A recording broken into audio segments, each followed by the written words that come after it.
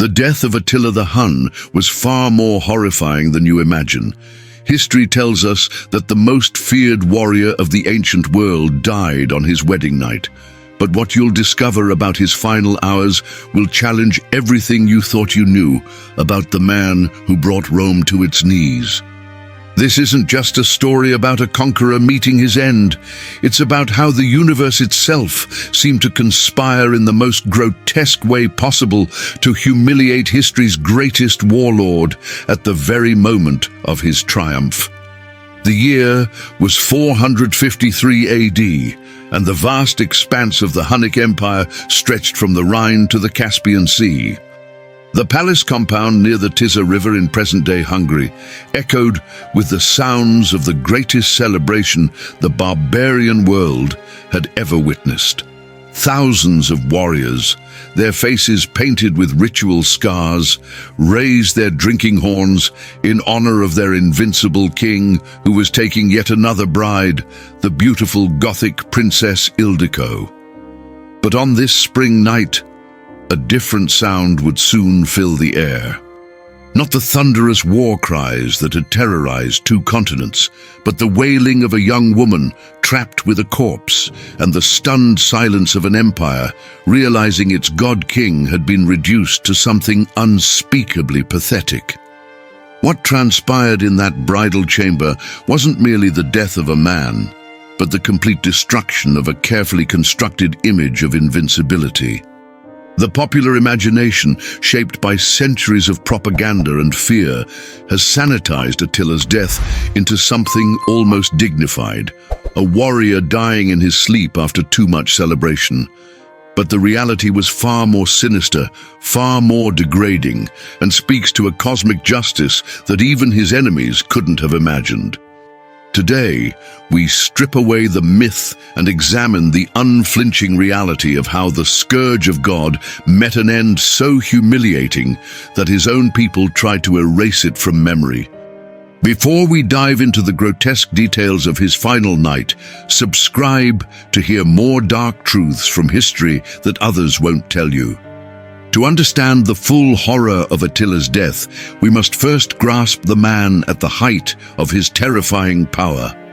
By 453, Attila had transformed from a nomadic chieftain into the most feared ruler on earth.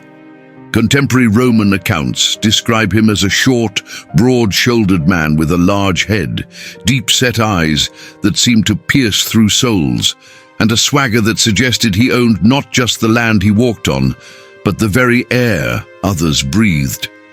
This was a man who had made emperors grovel, who had extracted tribute from both the Eastern and Western Roman empires simultaneously, something no other barbarian leader had achieved. His body, scarred from countless battles, was said to emanate an almost supernatural aura of menace.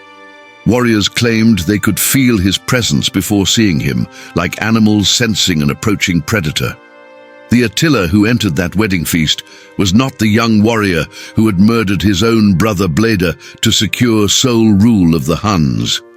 3 decades of absolute power had transformed him into something beyond a mere king. He had declared himself the descendant of the ancient Xiongnu rulers, and claimed to possess the sword of Mars, the legendary blade of the war god himself. His followers believed he was literally invincible in battle, protected by divine mandate. This wasn't simple barbarian superstition. Attila had carefully cultivated this image through calculated demonstrations of both mercy and unprecedented cruelty. He would spare cities that surrendered immediately, while ensuring that those who resisted faced tortures so elaborate that Roman chroniclers struggled to describe them without invoking images of hell itself. But power of this magnitude came with a price that was already beginning to manifest in Attila's body. Years of constant warfare, excessive drinking at victory feasts, and the stress of maintaining control over dozens of subjugated tribes had taken their toll. Court observers, the few Romans and Greeks who survived diplomatic missions to his court, noted that by early 453, Attila's face had become increasingly bloated, his movements less fluid than in his youth. The man who once leaped onto his horse in full armor now required assistance mounting. His legendary stamina in battle had been replaced by shorter campaigns and longer periods of rest. The deep-set eyes that had once blazed with fierce intelligence now often seemed clouded, especially after his increasingly frequent drinking sessions. Yet none dared mention these changes, for Attila's paranoia had grown in proportion to his physical decline. The wedding to Ildiko represented far more than just another political alliance.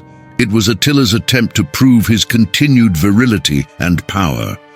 At approximately 47 years old, ancient by Hun standards, he already had numerous wives and countless children. But Ildiko was different. She was young, reportedly stunning, with golden hair that marked her as Gothic nobility, and most importantly, she was the daughter of a tribal leader whose alliance would secure Attila's western flank for a planned final assault on what remained of the Western Roman Empire. The marriage ceremony itself was a calculated display of Hun dominance, with captured Roman artifacts decorating the feast hall and enslaved Roman nobles forced to serve wine to their barbarian conquerors. Priscus, the Byzantine historian who had previously visited Attila's court, provides our most detailed account of Hunnic wedding customs, and by extension, what likely occurred that fatal night. The ceremony would have begun at sunset with ritual sacrifices, horses and captured enemies offered to the Hunnic sky god Tengri. Attila would have worn his finest robes, likely silk plundered from Chinese caravans, decorated with gold plaques depicting his victories. Ildiko, dressed in the traditional white felt of a Hunnic bride, but adorned with Gothic jewelry, would have been presented to Attila like a precious war trophy. The contrast between the aging, battle-scarred warlord and his young bride would have been stark, though none would have dared acknowledge it. The feast that followed was legendary even by Hunnic standards. Whole roasted oxen, rivers of imported wine, kumis, fermented mare's milk, flowing freely, and entertainment provided by captured Roman musicians playing barbarianized versions of imperial hymns. Jordanes, the Gothic historian writing a century later, but with access to now lost eyewitness accounts, describes how Attila sat apart from his guests on a raised platform, drinking from a simple wooden cup, while his subordinates used golden goblets plundered from Roman churches. This calculated simplicity was part of Attila's image, the austere warrior king who needed no ornaments to prove his power. But on this night, witnesses noted, he drank far more than usual, cup after cup of undiluted wine, his face growing increasingly flushed as the night wore on. What made this particular celebration different from Attila's previous weddings was the undercurrent of tension that several sources hint at but never fully explain. Some of Attila's senior commanders, men who had followed him for decades, seemed subdued despite the festivities. There were whispered conversations that ceased when Attila's gaze swept the room. The Gothic princess Ildiko herself, rather than showing the expected mixture of fear and resignation common to political brides, maintained what witnesses described as an unnervingly calm demeanor. She sat beside Attila, occasionally refilling his cup, but her eyes, according to one account, held depths that seemed to see beyond the present moment. As midnight approached, Attila's behavior became increasingly erratic.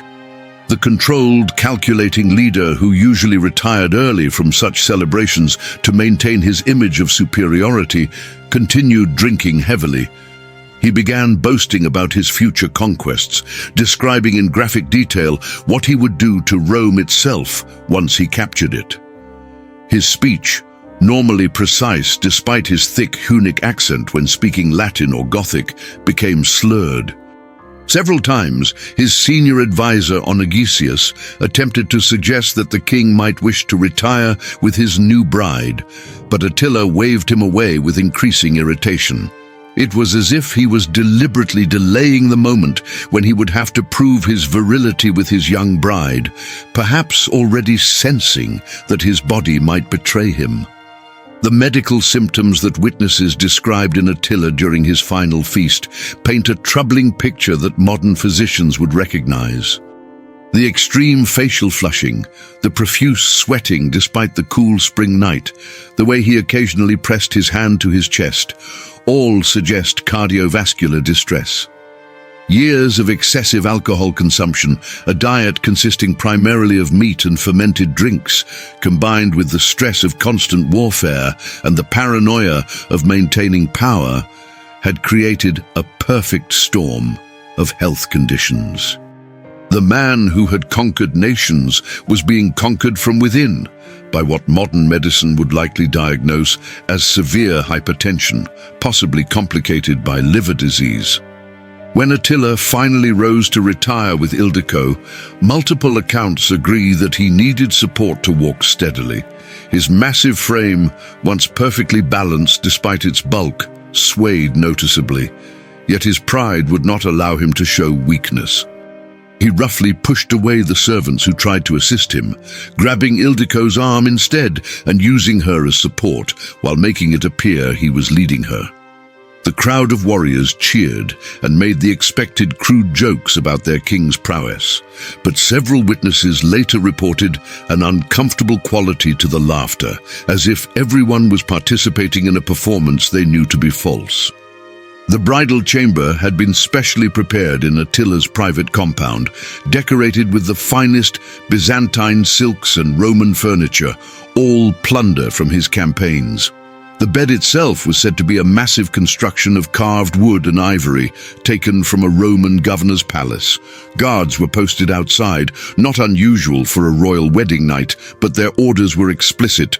No one was to enter until Attila himself emerged. This decree would prove fatal, as it prevented anyone from checking on the king when the strange sounds, and then the even stranger silence, began emanating from the chamber. What exactly happened behind those closed doors remained a mystery that spawned countless theories and rumors. The official account, provided by Attila's successor and repeated by Gothic historian Jordanes, claims that Attila suffered a severe nosebleed while unconscious from drink and drowned in his own blood. But this sanitized version barely scratches the surface of the horror that likely unfolded. When the door was finally broken down the next afternoon, after Attila failed to emerge and Ildiko's increasingly frantic pounding on the door went unanswered by the guards, who feared to disobey their king's orders, the scene that greeted them was far more disturbing than a simple death by nosebleed. Ildiko was found cowering in a corner of the room, her wedding dress torn and blood-stained, her golden hair matted with what appeared to be blood and vomit.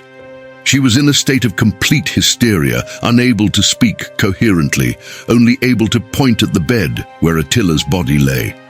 The king was on his back, his face purple and bloated almost beyond recognition. Blood pooled around his head and upper body. But also, and this is where accounts become deliberately vague, evidence of other bodily fluids that suggested his final moments were anything but dignified. The mighty Attila, the scourge of God who had made the world tremble, had died choking on his own blood and vomit, his body voiding itself in death as his young bride watched in horror, trapped in the room with his corpse for hours. The position of the body and the distribution of blood told a story that Attila's generals desperately wanted to suppress. Medical experts who have studied the accounts suggest that Attila likely suffered from a condition called esophageal varices, enlarged veins in the esophagus caused by severe liver disease, a common result of chronic alcoholism. These varices can rupture spontaneously, especially during physical exertion or straining, causing massive internal bleeding. The victim vomits blood profusely while simultaneously choking on it. If Attila had attempted to consummate his marriage with Ildiko and suffered a variceal rupture during the act, it would explain both the traumatized state of his bride and the particularly undignified position in which he was found. But there were whispers of something even darker. Some witnesses claimed to have seen strange marks on Attila's neck, partially hidden by the pooled blood. Others noted that despite the massive amount of blood, there seemed to be no visible wound that could account for it all. The Gothic princess Ildiko, when she finally regained the ability to speak days later, could only repeat that she had done nothing, that Attila had suddenly begun choking and bleeding, that she had tried to help, but he had pushed her away in his death throes. Yet certain details didn't align. Why was her dress torn if Attila had simply suffered a medical emergency?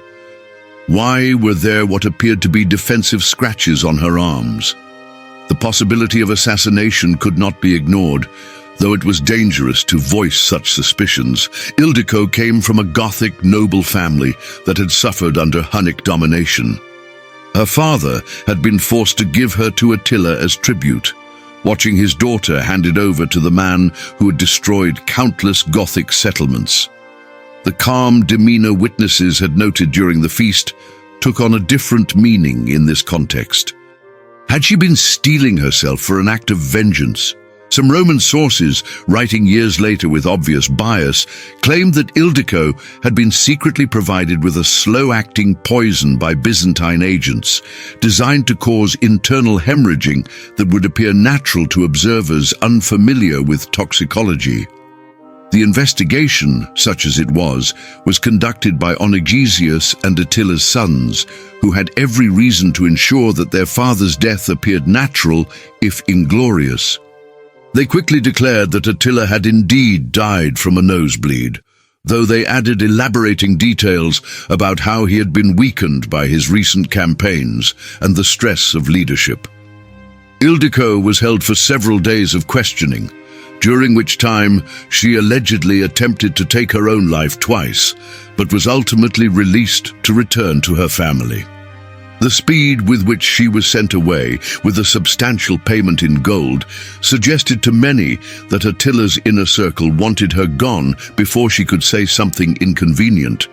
The treatment of Attila's body reveals the deep shame his followers felt about the manner of his death. Rather than displaying the corpse for the traditional period of mourning, allowing allied chieftains to pay their respects, Attila's body was quickly enclosed in 3 coffins, one of gold, one of silver, and one of iron, symbolizing the wealth he had plundered from 3 empires. But this haste also served to hide the physical evidence of his degrading final moments. The body was prepared at night by specially selected servants who were executed immediately afterward to preserve the secret of what they had seen. Even in death, Attila's image had to be protected from the truth of his mortality. The funeral itself was a masterpiece of propaganda designed to overwrite the shameful reality with a narrative of heroic departure. Mounted warriors circled Attila's coffins, tearing their faces with their swords in ritual mourning, their blood mixing with tears in the traditional Hunnic display of grief. Captured enemies were sacrificed, their screams echoing across the steppes as offerings to speed Attila's journey to the afterlife. The funeral oration, delivered by Onegesius, spoke of Attila dying at the height of his glory, taken by the gods themselves who could not bear to see their chosen warrior grow old and weak. No mention was made of the bridal chamber, the blood, or the terrified young woman who had witnessed it all. The burial location was kept secret through the most extreme measures imaginable. The slaves who dug the grave somewhere in the Hungarian plains were killed by the warriors who supervised them, who were in turn killed by Attila's most trusted generals, who took the secret to their own graves. A river, possibly the Tisa, was allegedly diverted to flow over the burial site, ensuring that no one would ever find and potentially desecrate the grave of the man who had humiliated Rome. But this elaborate secrecy also served another purpose. It prevented anyone from examining the body and potentially discovering evidence that contradicted the official story of his death. The immediate aftermath of Attila's death revealed just how completely his empire depended on his personal charisma and fear. Within weeks, his numerous sons began fighting among themselves for succession, each claiming to be their father's true heir. The carefully maintained alliance of subjugated tribes began to fracture as Gothic, Gepid, and other tribal leaders sensed opportunity in the chaos. The Hunnic Empire, which had seemed poised to deliver a death blow to the Western Roman Empire, collapsed with stunning rapidity. Within a year, the Huns had been driven back to the steppes beyond the Carpathians, their moment of world domination ending as suddenly as their leader's life. The Roman reaction to Attila's death provides fascinating insight into how even his enemies struggled to process the ignominious end of such a feared adversary. Emperor Marcian claimed to have had a prophetic dream on the night of Attila's death, seeing the Hunnic king's bow broken in half, a poetic interpretation that avoided dealing with the sordid reality. Christian chroniclers wrote of divine intervention, God striking down the pagan scourge at the moment of his sinful excess.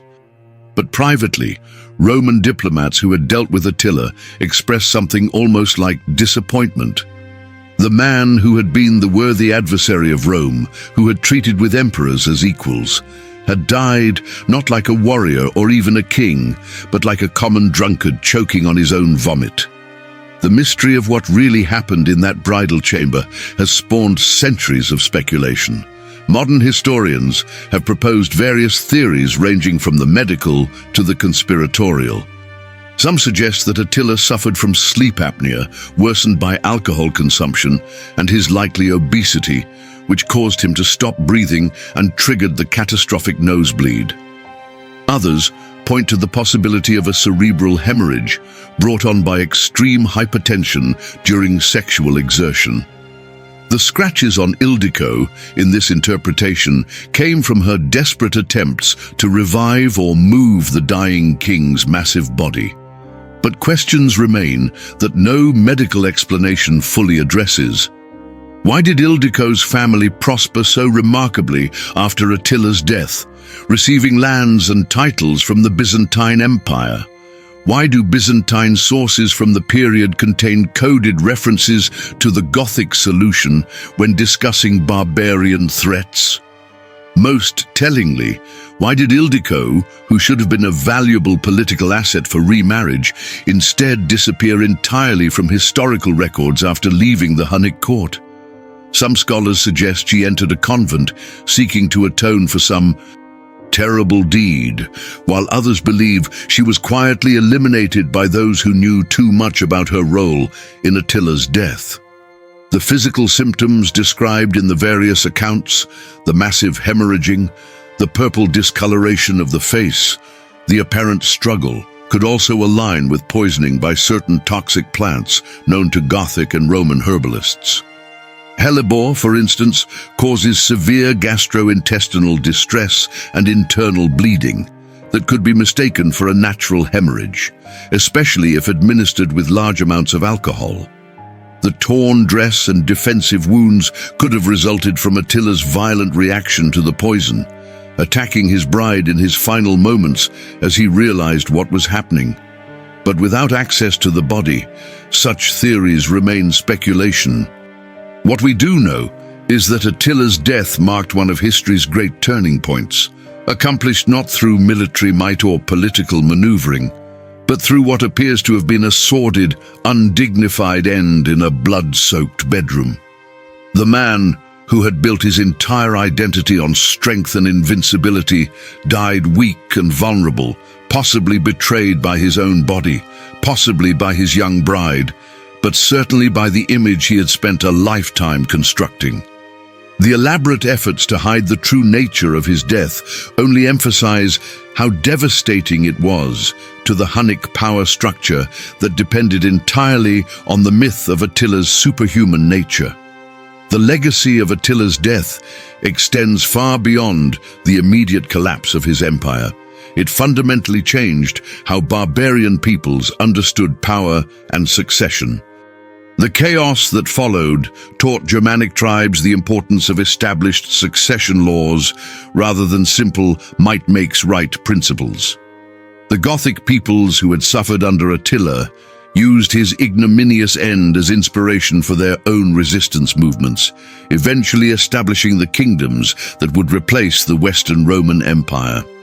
Even the Byzantines learned from Attila's death, recognizing that barbarian threats could be neutralized through patient diplomacy and well-placed bribes rather than costly military campaigns. Perhaps most significantly, Attila's death revealed the fundamental fragility of power, built on fear alone. His empire, seemingly invincible while he lived, proved to be nothing more than a reflection of one man's will, dissolving like morning mist once that will was extinguished. The careful propaganda that followed his death, the attempts to transform a sordid end into something heroic, showed that even his followers understood this truth. They buried not just Attila's body, but the reality of his death, creating a myth that would serve their purposes better than the truth ever could. The bedroom where Attila died became a cursed place in Hunnic memory. The compound was abandoned almost immediately, with no one willing to inhabit the space where their god-king had met such an undignified end. Local legends that persisted for centuries spoke of strange sounds emanating from the ruins on spring nights, choking gasps and a woman's terrified sobbing. Whether these were the imaginings of superstitious minds or something more, they speak to the deep psychological impact of Attila's death on those who knew the truth of what had occurred. In examining the final hours of Attila the Hun, we confront uncomfortable truths about the nature of power and mortality. The man who had styled himself the Scourge of God, who had made emperors tremble and cities burn, died choking on his own bodily fluids, while his teenage bride watched in horror. The elaborate coffins, the secret burial, the executed witnesses, all of it serves to highlight the vast gap between the image of power and its reality. Attila's death was not the glorious departure of a warrior king, but the messy, undignified end of a middle-aged alcoholic who had pushed his body beyond its limits. Modern forensic analysis of the historical accounts suggests that Attila's death was likely a perfect storm of medical conditions exacerbated by his lifestyle. The chronic alcoholism evident in contemporary descriptions would have caused severe liver damage, leading to the esophageal varices that probably killed him. The hypertension, suggested by his florid complexion and occasional chest pains, would have weakened his cardiovascular system. The stress of maintaining control over a vast, disparate empire through fear and violence would have contributed to both conditions.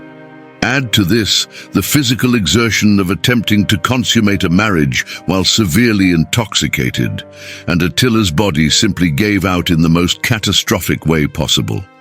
But medical explanations, while probable, don't fully satisfy the historical mystery. The speed with which Ildiko was removed from the scene, the execution of all witnesses to the body's condition, the elaborate measures to hide the burial site, all suggest that there was something about Attila's death that his successors desperately wanted to hide. Perhaps it was simply the shame of their invincible leader dying in such an undignified manner. Or perhaps there was something more, evidence of poison, signs of violence, or simply a death so grotesque that it would have destroyed the carefully cultivated myth of Hunnic superiority. The Gothic princess Ildiko remains the most enigmatic figure in this tragedy. Was she an innocent victim, trapped with a dying tyrant in his final horrific moments? Was she a trained assassin, carefully placed to eliminate the greatest threat to Gothic survival? Or was she something in between? A young woman who saw an opportunity in Attila's deteriorating condition and took it. The historical record's silence about her fate after leaving the Hunnic court is itself telling. Someone with her story should have left more traces in the chronicles, unless powerful forces ensured her disappearance.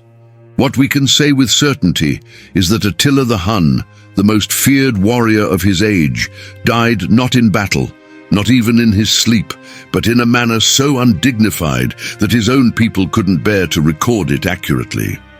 The blood that covered his marriage bed was not the blood of enemies, but his own, mixed with vomit and other bodily fluids that marked the complete breakdown of his physical form. The young bride, who should have been another conquest, became instead the sole witness to the destruction of a legend, carrying with her knowledge that could never be spoken but could also never be forgotten. The true horror of Attila's death lies not just in its physical grotesqueness, but in what it reveals about the nature of power itself. All the conquests, all the gold, all the fear he had inspired meant nothing in that final moment when his body betrayed him. The elaborate funeral rites and secret burial were desperate attempts to preserve in death what had already been lost, the illusion of invincibility that had held an empire together. The Huns buried their king, but they also buried the truth, understanding instinctively that sometimes the myth is more important than the man. As we reflect on the death of Attila the Hun, we're left with haunting questions that echo across the centuries. Did the universe itself conspire to bring down the Scourge of God at his moment of greatest personal triumph? Was his death divine justice, political assassination, or simply the inevitable consequence of a lifetime of excess catching up with him? The blood-soaked bridal chamber keeps its secrets, but perhaps that's the most telling detail of all. Even his closest followers, the men who had followed him across continents and through countless battles, chose to hide the truth rather than confront it. The death of Attila serves as history's darkest reminder that no amount of power can overcome the fundamental vulnerability of human flesh. The man who had conquered nations died conquered by his own failing body, possibly aided by a young woman's revenge or simply by the weight of his own sins. His empire, built on terror and held together by his personal will, collapsed within months of his death, leaving nothing but legends and the echo of his name to frighten children in the dark. In the end, the Scourge of God was scourged by mortality itself, meeting an end so pathetic that it had to be hidden beneath layers of myth and propaganda. Somewhere in the Hungarian plains, beneath a diverted river, lie the golden, silver and iron coffins of Attila the Hun, holding the secret of what really happened on that wedding night in 453. Perhaps it's better that way. Some truths are too terrible for history to bear. The final mystery remains. Was Attila the Hun killed by his bride, by his own excess, or by something even darker that his followers took such pains to hide? The blood on that wedding bed held answers that died with the witnesses, executed to preserve a secret that might have changed how we understand one of history's most dramatic turning points. The most feared man in the ancient world died afraid, choking, and utterly alone, despite being in the arms of his new bride, a cosmic justice more complete than his enemies could have ever devised. If you found this dark truth from history